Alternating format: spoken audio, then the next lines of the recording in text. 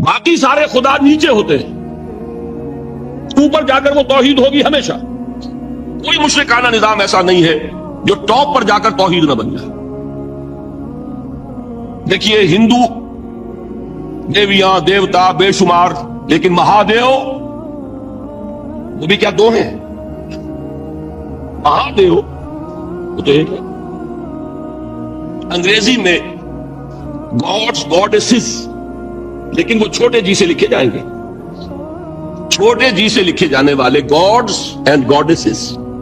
Roman mythology ہو، Greek mythology ہو، ان دیویوں دیوتاؤں کے نام ہی آپ نہیں یاد کر سکتے، لیکن گاڈ بڑے جی سے وہ ایک ہے کہ نہیں؟ ٹاپ پر جو ہے وہ ایک ہے، اس کو وہ بھی مانتے ہیں کہ اومنی پوٹنٹ، اومنیشنٹ، اومنی پریزنٹ، علی کل شیء قدیر، بکل شیء علیم، ہر جگہ موجود، وہ تو ایک ہی ہے، وہ تو کیپٹل جی سے لکھا جائے گا۔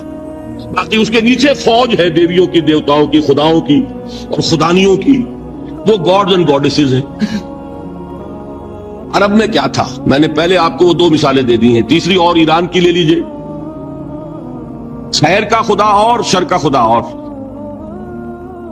ایک یزداں ایک اہرمن، ٹھیک، سنویت ہو گئی نا، دو خداؤں کو مانا، لیکن وہی ہے جو خدائے خدائے گاں، خداؤں کا خدا، اس کو ایک ہی مانتے ہیں۔ یہی معاملہ عرب میں تھا، اللہ وہ ایک ہی تھا ان کے ہاں۔ قرآن میں آتا ہے ان سے پوچھئے وَلَئِن سَأَلْتَهُم مَّنْ خَلَقَ السَّمَاوَاتِ وَالْأَرْضَ لَيَقُولُنَّ اللَّهُ۔ جب ان سے کہا جاتا ہے کہ کس نے پیدا کیا آسمان اور زمین کو، یہ فوراً کہیں گے اللہ نے۔ وَأَنَّىٰ يُؤْفَكُونَ، تو یہ ماننے کے بعد کدھر جا رہے ہیں؟ وہ کیا کہتے تھے کہ وہ بڑا اللہ تو ایک ہی ہے، لیکن چھوٹے آلہہ ہیں۔ آلہہ اور اللہ میں وہی فرق ہے جو کیپٹل جی کا گاڈ اور چھوٹے جی سے گاڈز اینڈ گاڈیسز، وہی فرق ہے کہ جو مہادیو اور دیویوں اور دیوتاؤں میں ہے، وہی وہاں تھا اللہ، وہ ایک اور سپریم، سب سے بالا تر، اس سے اوپر کوئی نہیں، تخلیق میں اس کا کوئی ساجی نہیں، لیکن اس نے کچھ آلہہ ہیں جنہیں کچھ اختیارات تقسیم کیے ہوئے، کچھ اس کے لاڈلی ہستیاں ہیں جو سفارش کر سکتی ہیں۔ بس یہ شرک تھا مشرکین مکہ کو۔ آپ سمجھ رہے ہیں؟ اس کا جائزہ لیں گے تو آپ کو، اور جو آج شرک کی اقسام میں بیان کروں گا اس کو ہاتھ میں لیں گے تو کسی موحد کا تلاش کرنا مشکل ہو جائے گا۔ ڈھونڈ اب ان کو چراغ رخ زیبا لے کر، آج جن کا نام مسلمان ہے ان کی اکثریت کسی نہ کسی نوع کے شرک میں مبتلا ہے۔ اب آئیے اقسام شرک۔ اقسام شرک میں بھی وہی کیفیت ہے جو نفاق کے بارے میں میں نے عرض کی تھی کہ ایک تقسیم یہ ہے جو علماء نے کی ہے، ایک ہے عقیدے کا نفاق، ایک ہے عمل کا نفاق۔ اسی طرح ایک ہے عقیدے کا شرک، ایک ہے عمل کا شرک۔ عقیدے میں نہیں، عمل میں ہے۔ ایک تقسیم آپ نے سنی ہوگی شرک جلی، شرک خفی، ایک ہے ننگا شرک، کھلم کھلا شرک، ایک ہے چھپا ہوا شرک جو نظر نہیں آتا۔ لیکن ایک مغالطہ اپنے دل سے نکال دیجئے، بعض لوگ شرک خفی کو شرک نہیں سمجھتے، یہ بہت بڑی غلطی ہے۔ اگر وہ شرک نہ ہوتا تو حضور اسے شرک نہ کہتے، کوئی اور لفظ، عربی زبان کا دامن جو ہے محدود نہیں ہے، پھر اس کے لیے کوئی اور لفظ اختیار فرمایا جاتا ہے وہ شرک۔ لیکن ایک شرک ہے جلی جو نمایاں ہے، نظر آ رہا، ایک ہے شرک خفی جو نظر نہیں آ رہا۔ اور وہ کتنا خفی ہو سکتا ہے اس کی ایک مثال دی حضور نے۔ شرک خفی اتنا خفی ہو سکتا ہے، ذرا مبالغہ دیکھیے جو حضور نے بات کو سمجھانے کے لیے مثال میں جو مبالغہ اختیار فرمایا۔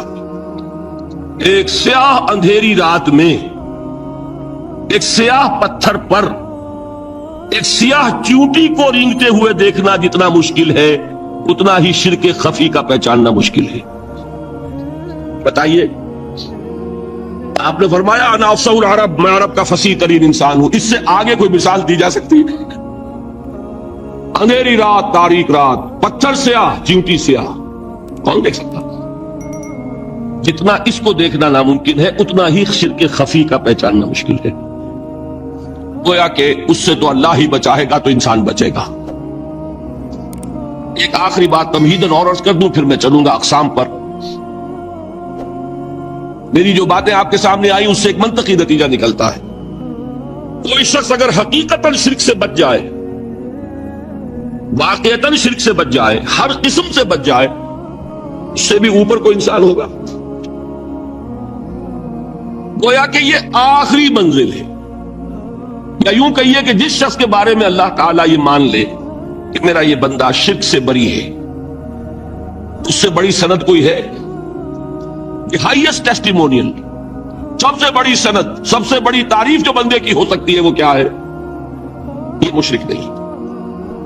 یہی وجہ دیکھیے آپ قرآن مجید میں حضرت ابراہیم کے ذکر میں دیکھیں گے. ابراہیم کا مقام کیا ہے؟ خلیل اللہ، ابو الانبیاء، امام الناس. تین نسبتیں ہیں، تینوں بڑی عظیم. اللہ کے ساتھ نسبت کیا ہے؟ خلیل. اتخذ اللہ ابراہیم خلیلا. ابو الانبیاء، کتنے نبی ہیں ان کی نسل میں؟ اسحاق اور اسماعیل سے چلیے، پھر یعقوب اور یوسف، اور پھر چلیے موسیٰ اور ہارون، اور پھر چلیے سارے انبیاء بنی اسرائیل کے، حضرت عیسیٰ، پھر یہاں تک کہ محمد رسول اللہ کس کی اولاد ہے؟ ابراہیم کی. ابو الانبیاء. اور نمبر 3، انی جاعلک للناس اماما، امام الناس. اور قرآن میں جو سب سے بڑی سند انہیں دی جاتی ہے وہ کیا؟ وما کان من المشرکین. ابراہیم مشرکین میں سے نہیں تھے. معلوم ہوا کہ یہ سب سے بڑی سند ہے، سب سے بڑا سرٹیفکیٹ ہے، سب سے بڑا ٹیسٹیمونیل ہے جو اللہ کی طرف سے کسی کو مل جائے. میں جو اقسام شرک بیان کرنا چاہتا ہوں تو میری تقسیم ذرا مختلف ہے. وہ ذرا اپنے ذہن میں وہ نقشہ بنا لیجئے، آپ بنایا کرتے ہیں ایک، اس کو پھر 3 میں تقسیم کیجئے. شرک کی 3 بڑی بڑی قسمیں ہیں. شرک فی الذات نمبر 1، شرک فی الصفات نمبر 2، شرک فی الحقوق نمبر 3. اور یہ میں عرض کر دوں آپ سے پہلے ہی، یہ مضمون بہت طویل ہے. میں آج صرف یہ کروں گا کہ خاکہ مکمل کر دوں. اب اس خاکے میں رنگ بھرنا، وہ تو ایک موضوع پر شرک فی ذات پر پوری تقریر ہونی چاہیے، شرک فی صفات پر ہونی چاہیے. ایک ایک گھنٹے کے میرے 6 کیسٹ ہیں اللہ کے فضل و کرم سے، جو کئی سال سے وہ پھیل رہے ہیں. 6 گھنٹے میں میں نے ان چیزوں کو بیان کیا. تو موجود ہوں گے، لیکن آج وہ خاکہ ذہن میں بنا لیجئے، اور کچھ آپ کو الجبرے کے فارمولے ہاتھ میں آ جائے تاکہ خود آپ میں صلاحیت پیدا ہو جائے پرکھنے کی کہ اس فارمولے کو اپلائی کر کے دیکھ لیں یہ شرک ہے یا نہیں. یہ 2 کام تو میں انشاءاللہ آج کر دوں گا، آپ مطمئن رہے. باقی ہے کہ تفصیل، وہ تو ہر سلسلے میں تفصیل پھر بہت ہوگی. وہ شوق ہو تو وہ کیسے آپ سنیے. تو 3 تقسیمیں ہو گئی. شرک فی ذات، اللہ کی ذات میں کسی کو شریک کر دینا، یہ سب سے زیادہ نمایاں، سب سے زیادہ جلی، سب سے زیادہ عریاں، اور اللہ تعالیٰ کو سب سے زیادہ مبغوض اور ناپسند شرک. شرک فی صفات نمبر 2، یہ ایک علمی مسئلہ ہے جس میں آدمی ٹھوکر کھا جاتا ہے اگر محتاط نہ ہو. بڑے سے بڑے آدمی کو ٹھوکر لگ جائے گی. اس کا میں فارمولہ صرف آپ کو دوں گا، وہ ذہن میں رکھ لیجئے، پھر جہاں چاہیں اپلائی کیجئے، انشاءاللہ تعالی آپ کو ٹھوکر نہیں لگے. شرک فی الحقوق، اسی کا دوسرا نام شرک فی العبادت ہے. اللہ کا حق کیا ہے بندے پر؟ بندہ اللہ کی عبادت کرے، لیکن اس کو 5 اس کے مظہر ہیں، وہ ان میں گن کر بتا دوں گا کہ یہ شرک فی العبادت ہے. شرک فی العبادت کی اکثر شکلیں وہ ہیں کہ جو عملی شرک علماء جسے کہتے ہیں، اور اس کی شکلیں وہ ہو جائیں گی جن کو شرک خفی کہتے ہیں. تو سب سے جلی شرک فی ذات، سب سے خفی شرک فی الحقوق یا شرک فی العبادت. درمیان میں ایک علمی اعتبار سے مسئلہ ہے شرک فی صفات کا. اب آئیے سب سے پہلے شرک فی ذات. اس کی 2 قسمیں، اب اس کو تقسیم کیجئے 2 میں. ایک قسم جو زیادہ جلی ہے، زیادہ عریاں ہے، زیادہ ننگی ہے. یہ عجب ستم ظریفی ہے تاریخ کی کہ وہ ان قوموں میں پیدا ہوئی جو اپنا تعلق رسولوں سے جوڑتی ہے. کیا کہ کسی کو خدا کا بیٹا بنا دینا، بیٹی بنا دینا. اب ظاہر بات ہے بیٹا بیٹی بنا دینا بالکل ہم پلہ کر دیا کہ نہیں؟ نو وہی ہو گئی کہ نہیں؟ دیکھیے غور کیجیے، گدھے کا بیٹا گدھا ہوگا، گھوڑے کا گھوڑا ہوگا، خدا کا خدا ہوگا۔ انسانوں میں آ جائیے، سید کا بیٹا سید ہوگا، مغل کا بیٹا مغل ہوگا۔ یہ بالکل ہم کفو بنا دینے والی بات ہے، بالکل ہم پلہ، ہم جنس، ہم نوع۔ یہ بدترین شرک ہے۔ اور آپ کو معلوم ہے یہ شرک کن میں پیدا ہوا؟ یہود کے ایک گروہ میں پیدا ہوا جنہوں نے حضرت عزیر کو خدا کا بیٹا قرار دیا۔ قالت الیہود عزیر ابن اللہ۔ سب سے زیادہ پیدا ہوا عیسائیوں میں جنہوں نے حضرت مسیح کو خدا کا بیٹا قرار دیا۔ اور واقعہ یہ ہے کہ اس گمراہی میں ان سے آگے کوئی نہیں جا سکتا۔ ان بدبختوں نے یہاں تک صراحت کی ہے کہ مسیح خدا کا صلبی بیٹا ہے۔ اس لیے کہ دو لفظ آتے ہیں، ایک ہوتا ہے ابن، ایک ہے ولد، ان میں ذرا فرق ہے۔ ابن کا لفظ عربی زبان میں کسی اور سینس میں بھی استعمال ہوتا ہے۔ ابن السبیل کسے کہتے ہیں؟ مسافر کو۔ کہ کیا وہ مسافر اور کیا وہ رستے کا بیٹا ہوتا ہے، سبیل کا بیٹا؟ ابن الوقت کسے کہتے ہیں؟ اپورچونسٹ۔ ابن الوقت کوئی اصول نہیں، گنگا گئے تو گنگا رام اور جمنا آئے تو جمنا داس۔ یہ کیا ہے؟ ابن الوقت۔ لیکن ابن کے معنی جو ہے وہ بیٹے کے بھی ہے، تو تعویل ہو سکتی ہے، لیکن انہوں نے ولد کہا ہے۔ ولد کسے کہتے ہیں؟ صلبی بیٹے۔ یہ بدترین شرک ہے۔ یہی وجہ ہے کہ قرآن مجید میں آپ دیکھیں گے کہ جتنا غضب اللہ کا ان پر بھڑکا ہے اس عقیدے پر، وَيُنذِرَ الَّذِينَ قَالُوا اتَّخَذَ اللَّهُ وَلَدًا۔ یہ قرآن نازل ہوا ہے محمد پر صلی اللہ علیہ وسلم تاکہ وہ خبردار کریں انہیں جنہوں نے یہ کہا ہے کہ اللہ نے کسی کو بیٹا بنایا۔ یہ سورہ کہف میں ہے، اور اگلی سورت سورہ مریم میں تو ایسا غضب اللہ کا ظاہر ہوتا ہے۔ وَقَالُوا اتَّخَذَ الرَّحْمَنُ وَلَدًا لَقَدْ جِئْتُمْ شَيْئًا إِدًّا تَكَادُ السَّمَاوَاتُ يَتَفَطَّرْنَ مِنْهُ وَتَنشَقُّ الْأَرْضُ وَتَخِرُّ الْجِبَالُ هَدًّا أَن دَعَوْا لِلرَّحْمَنِ وَلَدًا وَمَا يَنبَغِي لِلرَّحْمَنِ أَن يَتَّخِذَ وَلَدًا۔ انہوں نے کہا کہ رحمان نے کسی کو بیٹا بنایا۔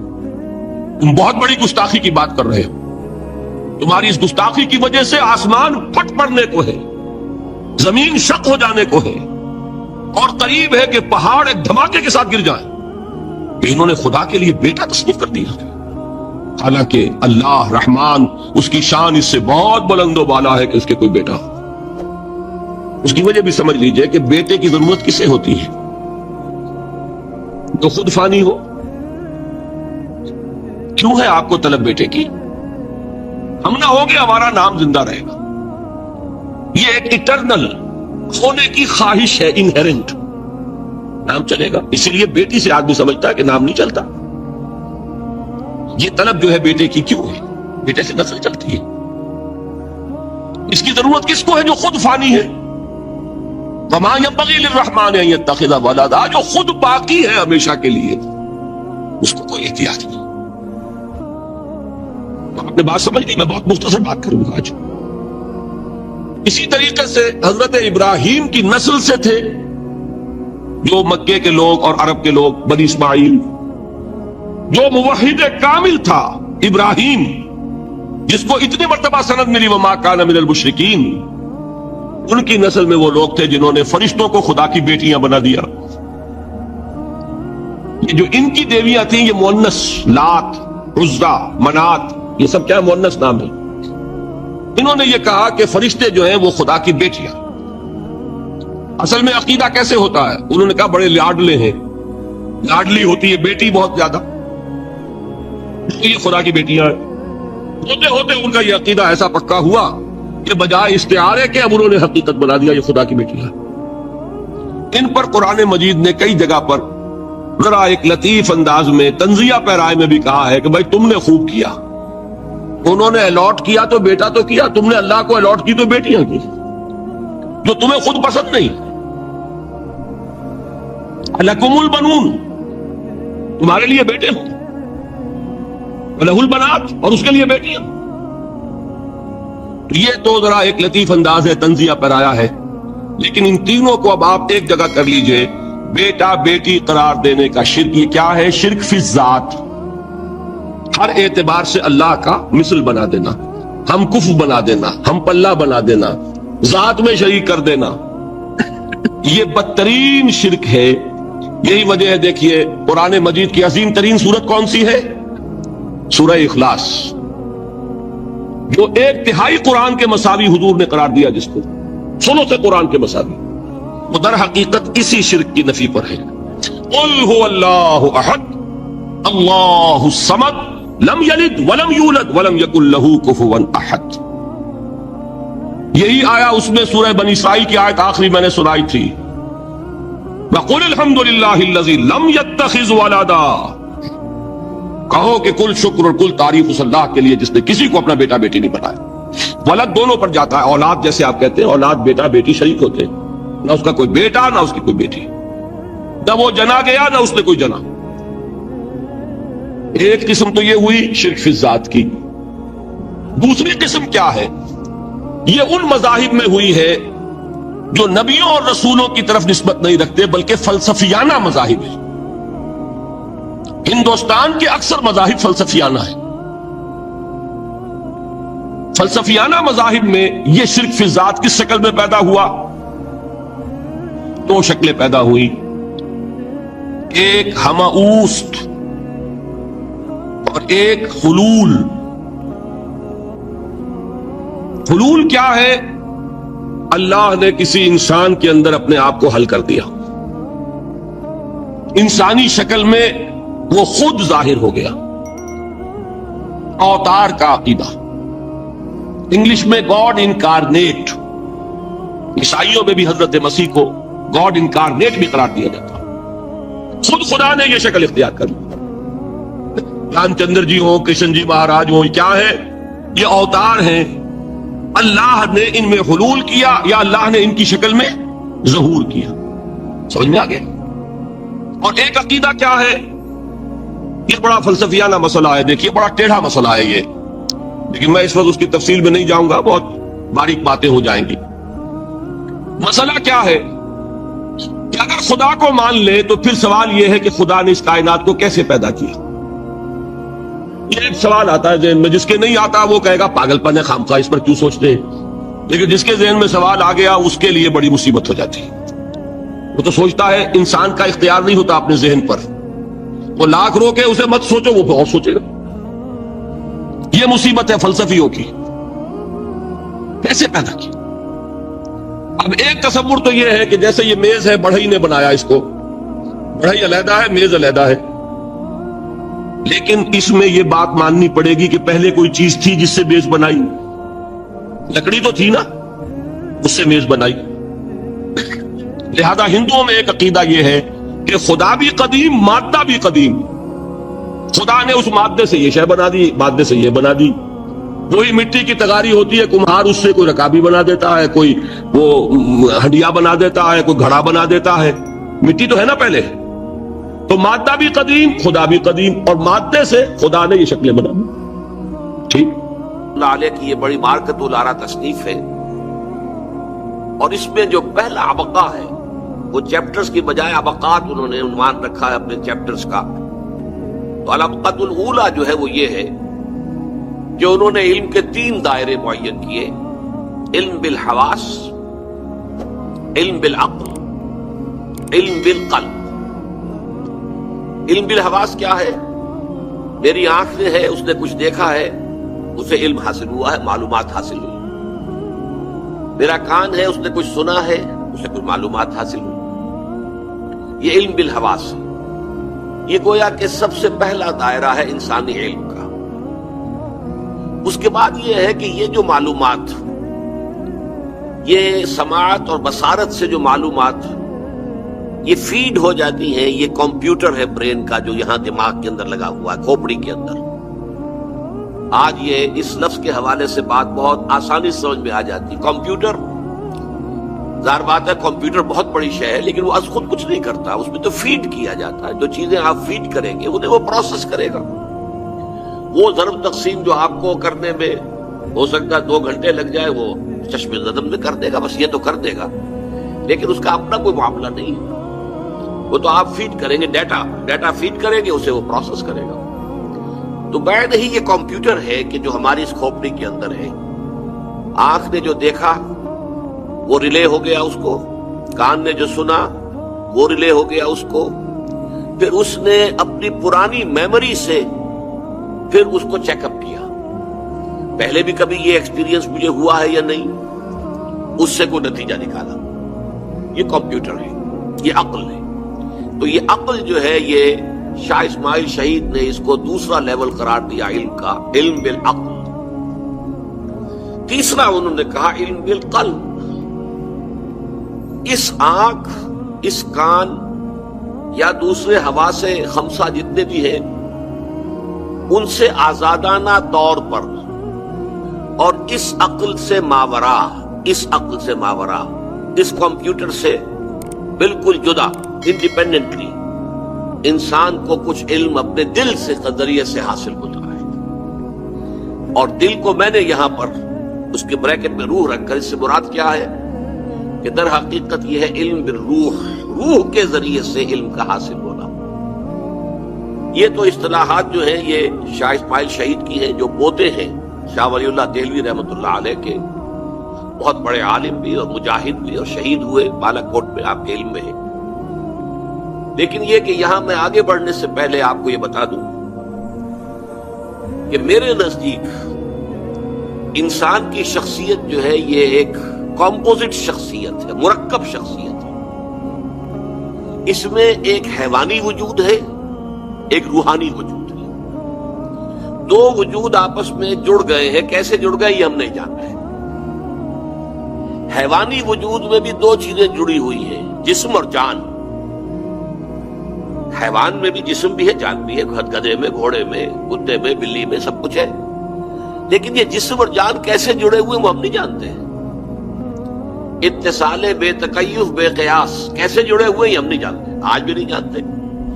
سارے جسم کی چیڑ پھاڑ کر لی ہم نے، ساری فزیولوجی پڑھ لی، یہ بڑے بڑے والیوم فزیولوجی پر، پتہ نہیں چلتا زندگی کہاں ہوتی ہے، زندگی انسان کے کس عضو سے متعلق ہے، کہاں اس کا بسیرا ہے، کہاں وہ ڈیرا ڈالتی ہے.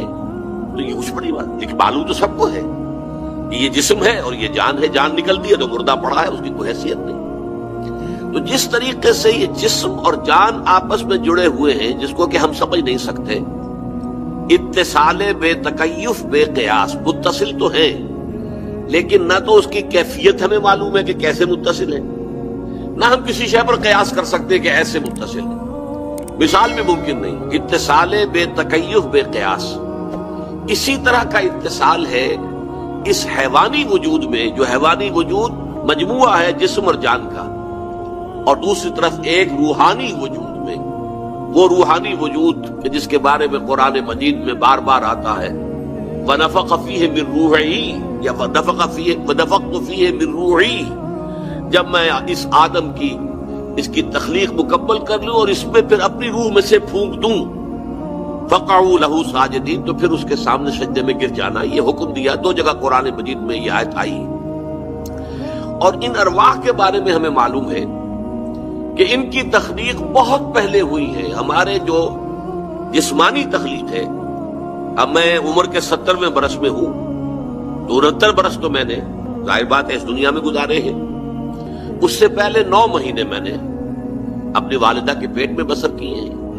اس وجود نہیں تھا، لیکن میری روح وہ تو ہمیشہ سے ہے. ہمیشہ سے مراد یہ نہیں کہ معاذ اللہ، اللہ تعالیٰ جو ہمیشہ سے اس شان کے ساتھ، لیکن یہ کہ اس کو پیدا کر دیا گیا تھا بہت پہلے.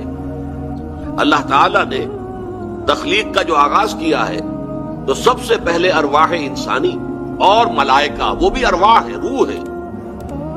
روح الامین، روح القدس، حضرت جبرائیل کو کیا کہتے ہیں، وہ بھی روح ہے.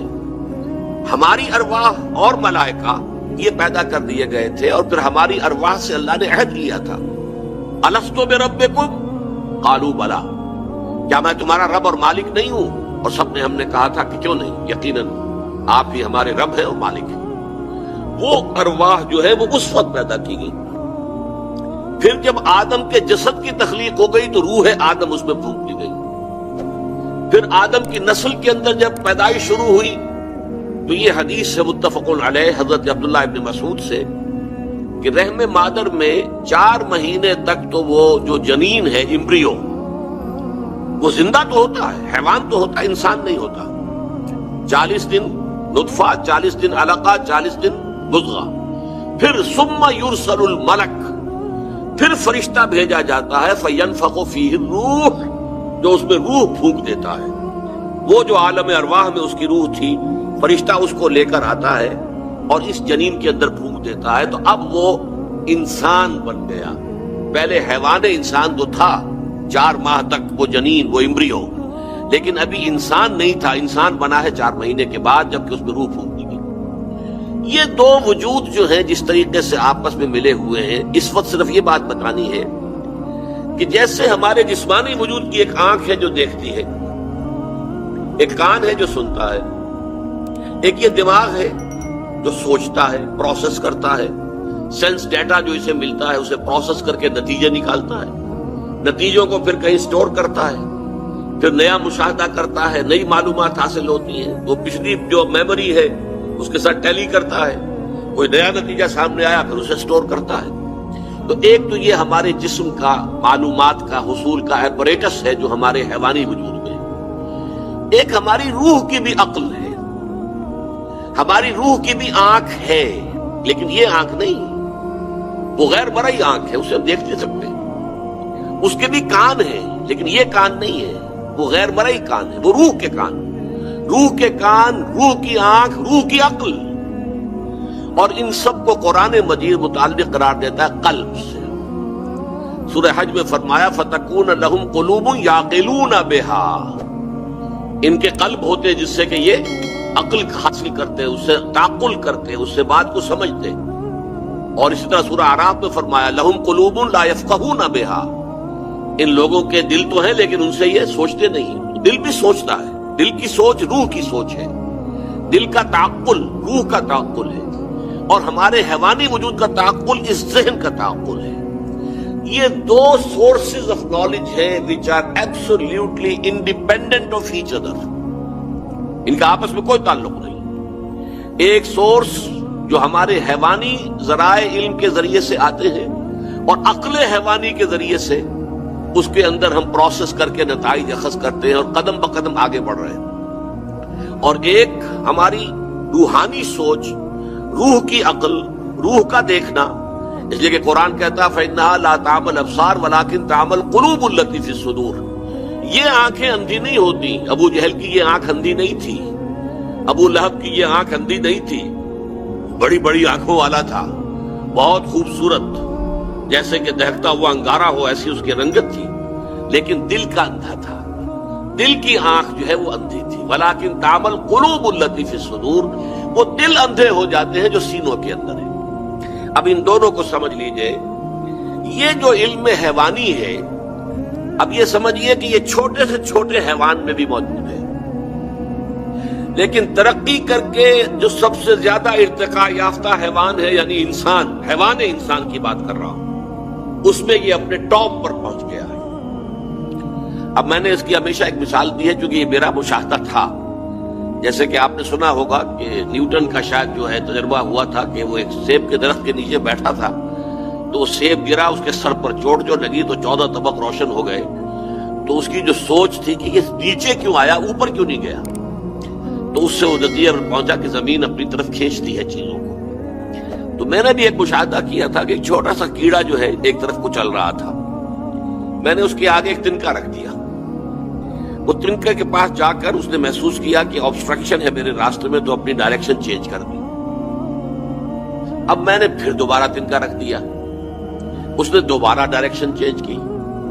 تیسری دفعہ میں نے رکھا، اس نے پھر چینج کی. چوتھی مرتبہ رکھا تو وہ اس کے اوپر سے گزرا. اب اس کو آپ انالائز کیجئے. فیلنگ، تھنکنگ، ڈیسیژن میکنگ، یہ سارا پروسیس جو ہے وہ اس چھوٹے سے کیڑے میں تھا. اس نے پہلے فیل کیا کہ رکاوٹ آ گئی ہے تو مجھے ایوائڈ کرنا چاہیے، میں اپنا ڈائریکشن بدل لوں. پھر چینج کیا، پھر چینج کیا. بالآخر اسے سوچنا پڑا کہ یہ تو میرا پیچھا نہیں چھوڑ رہی ہے رکاوٹ، I have to overcome it. اور اس نے فیصلہ کیا۔ یہ گویا کہ ان منیچر یہ پورا وہ پروسیس ہے جسے ہم تعقل کا پروسیس کہتے ہیں، فیصلہ کرنا، سوچنا، محسوس کرنا، اس پر غور کرنا، غور کر کے فیصلہ کرنا۔ لیکن یہ جو چھوٹے چھوٹے کیڑوں کے اندر بھی یہ ساری چیزیں موجود ہیں، لیکن ظاہر بات ہے کہ حیوانات کے پھر لیولز ہیں۔ اس کو اس وقت بھول جائیے کہ ایوولوشن کا جو فلسفہ درست ہے یا نہیں ہے، اسپیشل کریشن ہے یا ایوولوشن ہے، وہ مسئلہ ایک طرف رکھ دیجیے۔ یہ تو معلوم ہے نا کہ لیولز ہیں، ایک لوور اینیملز ہیں، ہائر اینیملز ہیں، ہائر اینیملز ہیں، ہائر اینیملز ہیں، اور تمام اینیملز میں سب سے ٹاپ پر ہومو سیپینس ہے، یہ انسان ہے۔ اس میں تو کوئی اختلاف کی گنجائش نہیں ہو سکتی۔ اس اعتبار سے انسان میں آ کر یہ جو علم بالحواس اور علم بالعقل ہے، یہ اپنے پورے عروج کو پہنچ گیا۔ اب یہاں میں نے نیچے ایک اس کے لیے لفظ استعمال کیا، ایکوائرڈ نالج۔ یہ علم جو ہے یہ انسان خود ایکوائر کرتا ہے۔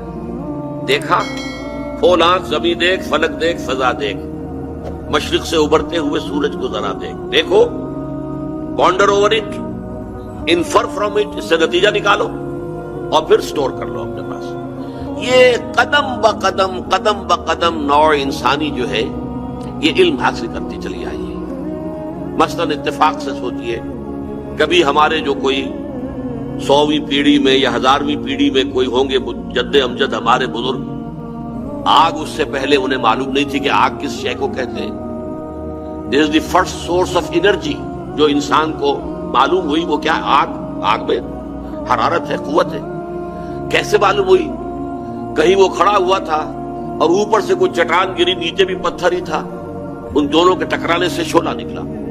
یہ دیکھ لیا اس نے، آبزرو کیا۔ اب اس نے ایکسپیریمنٹ کیا، پھر اس نے خود ٹکرایا، شعلہ نکلتا ہے اور اس میں کوئی چیز جلتی ہے۔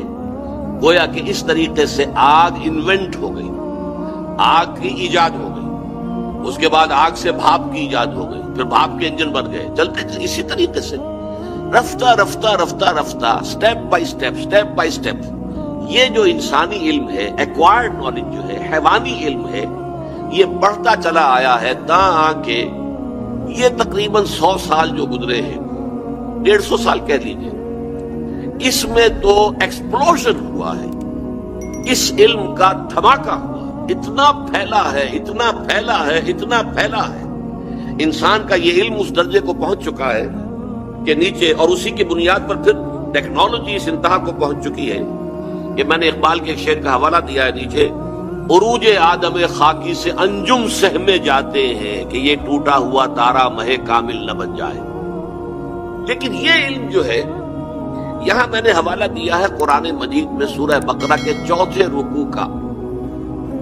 یہ 4 رکوع جو ہے سورہ بقرہ کا، یہ مکی صورتوں میں جو قرآنی میٹا فزکس بیان ہوئے ہیں، قرآنی بعد الطبیعات، ان کا ایک خلاصہ بہترین جو ہے مدنی سورت کے شروع میں 4 رکوع سورہ بقرہ کا۔ قرآن کی جو دعوت آئی ہے مکی صورتوں میں، اس کا خلاصہ 3 رکوع میں ہے۔ عبادت رب، ایمان، آخرت پر ایمان، باس بعد الموت پر ایمان، جنت اور دوزخ پر ایمان، یہ ساری چیزیں جو ہیں، قرآن پر ایمان، یہ 3 رکوع میں۔ حالانکہ یہ اصل مضامین جو ہیں یہ مکی صورتوں کے ہیں۔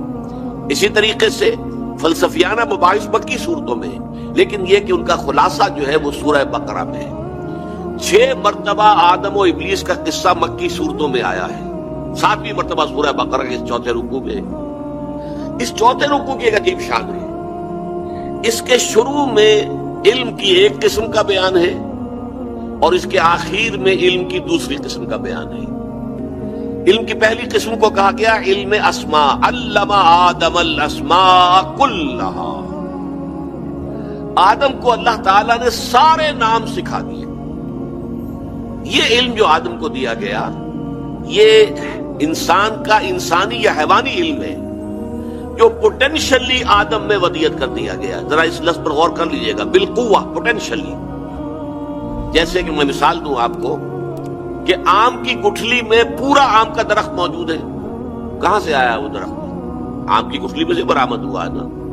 پوٹینشلی آم کی گٹھلی میں آم کا پورا درخت موجود ہے، لیکن اس کو آم کا درخت بننے میں وقت لگے گا۔ آپ اس گٹھلی کو زمین میں دبائیں گے، وہ وہاں پہ پانی جذب کرے گی، پھر وہ پھولے گی، وہ پھٹے گی، اس کے اندر سے 2 پتیاں نکلے گی، پھر وہ 2 پتیاں اوپر چڑھے گی تو کوئی تنا سا بنے گا، درخت بنے گا، کئی سال کے بعد وہ اس قابل ہوگا کہ اس میں آم لگے۔ یہ وقت تو گزرے گا، لیکن پوٹینشلی یہ پورا درخت اس گٹھلی میں موجود تھا۔ اسی طرح پوٹینشلی یہ علم جو ہے حضرت آدم علیہ السلام کو دے دیا گیا، اگرچہ اس کی ایکسفولیشن میں کئی ہزار برس لگ گئے، اس کو دوبارہ جو ہے پورا نکھر کر آنا، جیسا کہ وہ آج آ گیا ہے۔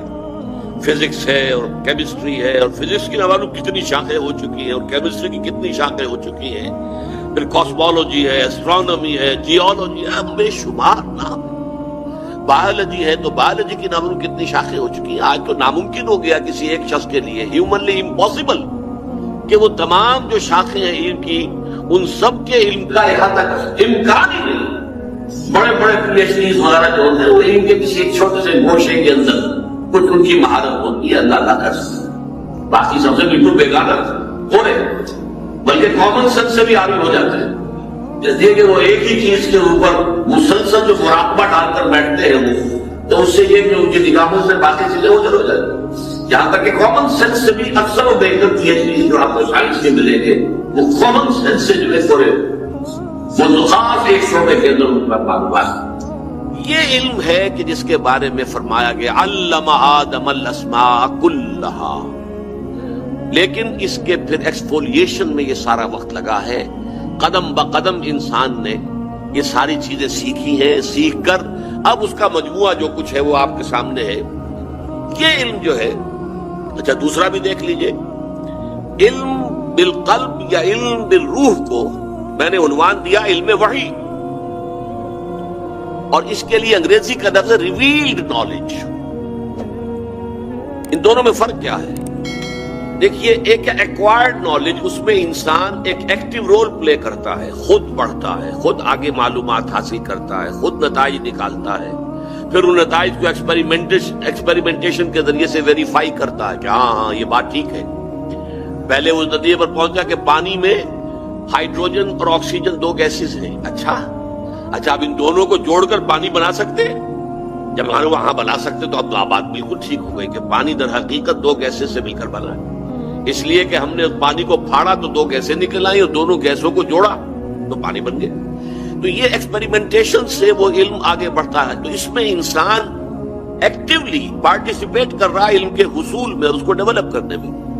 ریویلڈ نالج میں انسان کی روح جو ہے وہ پیسو ریسیپینٹ ہے، وہ اسے دیا جا رہا ہے۔ اسی لیے سورہ بقرہ کے 4 رکوع کے جو آخر میں فرمایا، جب حضرت آدم حضرت حوا کو حکم ہو گیا کہ بس اب تمہاری جو آزمائشی قیام تھا جنت میں وہ ختم ہوا، تم پر یہ بات واضح ہو گئی کہ یہ ابلیس لعین تمہارا دشمن ہے، تمہیں دھوکہ دے گا، ورغلائے گا، اب جاؤ زمین کا چارج لو۔ لیکن اب اس کے بارے میں جو چارٹر، اگر آپ کو ہماری ویڈیو اچھی لگی ہو تو ہمارے چینل کو سبسکرائب ضرور کریں۔ ڈاکٹر اسرار احمد رحمۃ اللہ علیہ کی وفات کے لیے سورہ فاتحہ پڑھ کر کامنٹ میں آمین لکھیں۔ شکریہ۔